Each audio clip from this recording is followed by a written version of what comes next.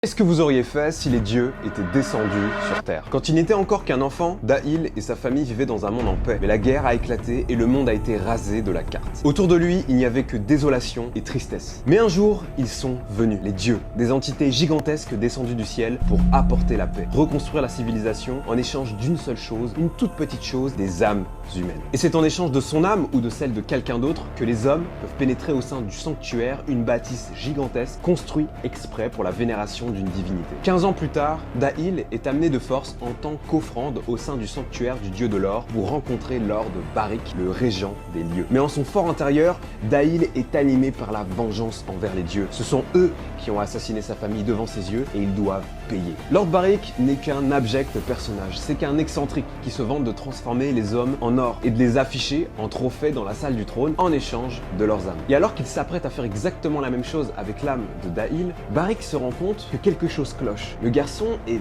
vide. En fait, il n'a pas d'âme. Un sourire béant se dessine alors sur le visage de Da'il. Ce dernier a vendu son âme depuis bien longtemps. Mais pas à un dieu, non, à la nihilité. Une entité capable de tuer les dieux en faisant appel au pouvoir des démons des enfers. Da'il se lance alors dans une mission impossible, affronter et éliminer tous les dieux responsables de la mort de sa famille. Et je peux vous dire que Lord Barik, il va prendre très cher. Si le webtoon vous intéresse, allez lire Voidmind parce que honnêtement, c'est une vraie claque.